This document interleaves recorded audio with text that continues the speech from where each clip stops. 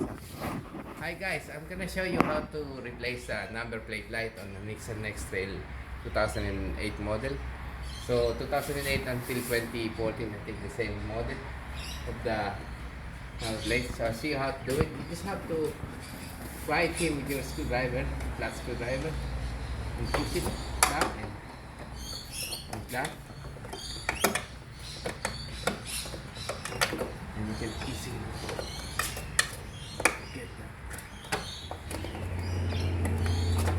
That's it. And you can just twist it. There you go. Place the valve.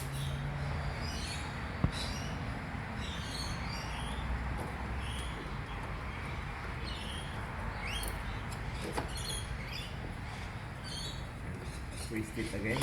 Lock. Basically that's the lock.